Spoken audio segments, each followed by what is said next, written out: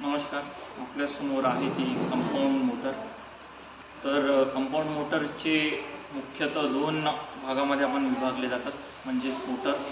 पहिली आहे cumulative compound motor आणि दुसरी आहे डिफरन्शियल कंपाऊंड मोटर. त्यानंतर वाइंडिंगच्या जोडणीप्रमाणे आपण त्याची पण दोन भागामध्ये विभागणी करतो.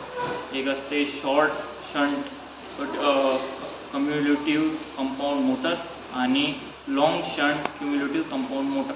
तसेच डिफरन्शियल मोटरमध्ये म्हणजेच डिफरन्शियल कंपाऊंड मोटरमध्ये पण आपण दोन भागामध्ये विभागणी करतो त्याची. एक आहे long shunt differential compound motor आणि short shunt differential compound motor. पण हे सगळं क्लासिफिकेशन आपण वाइंडिंगच्या जोडणीवरून करतो.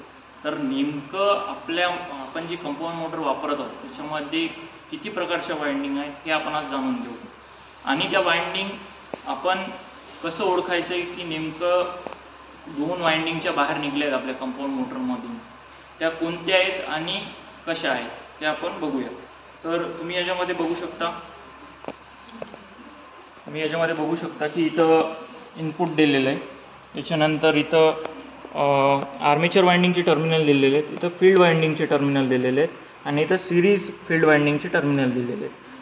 पण आता इथं आपल्याला मार्किंग केलेली आहे. पण उदाहरणार्थ जर इथं मार्किंग आपल्याला केलेली नसेल तर आपण कसं ओळखायचं आहे की हीच आर्मेचर वाइंडिंगचे दोन टर्मिनल बाहेर निघलेले आहेत किंवा फील्ड वाइंडिंगचे हे दोन टर्मिनल बाहेर निघलेले आहेत किंवा मग हे सिरीज फील्ड वाइंडिंगचे दोन टर्मिनल बाहेर निघले आहेत, हे आपण कसं ओळखायचं? तर त्यासाठी आपण करतो कंटिन्युटी टेस्ट. सर्वप्रथम आपण कंटिन्युटी टेस्ट करतो. तर त्याच्यामध्ये आपण टेस्ट लॅम्पद्वारे आपण चेक करू की ही वाइंडिंग शॉर्ट तर नाही, म्हणजे जर आर्मेचर वाइंडिंग आणि सिरीज वाइंडिंग जर शॉर्ट असेल तर त्याच्यामध्ये आपल्याला कनेक्शन दाखवेल. तर ह्या वाइंडिंग जे आहेत एकमेकांसोबत शॉर्ट नाही आहे हे आपल्याला सर्वप्रथम चेक करावं लागेल. तर त्यासाठी आपण टेस्ट लॅम्पची मदत घेऊया.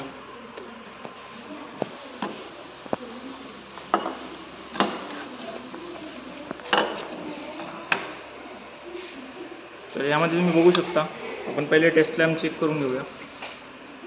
चालू आहे. त्यानंतर आता आपण एक एक करून वाइंडिंग चेक करू. तर आपण इथं लावलं आर्मेचरच्या पहिल्या टोकाला, तर इथं कंटिन्युटी दाखवत आहे. त्याच्यानंतर आपण फील्डचं चेक केलं, इथं कंटिन्युटी नाही दाखवत आहे. इथं पण चेक केलं, इथं पण कंटिन्युटी नाही दाखवत आहे. आणि इथं पण एकदा चेक करून घेतलं आपण आपल्या सोयीसाठी. तर इतर आपल्याला माहीत पडलं की याची जी कंटिन्युटी आहे ती आर्मेचर वाइंडिंगसोबत आहे, बरोबर आहे. त्यानंतर आपण पुढच्या कनेक्शनकडे वळूया. ही आपली फील्ड वाइंडिंगचं आहे समजा. इथं आपण चेक केलं, इथं काहीच नाही दाखवत आहे. इथं चेक केलं, काहीच नाही.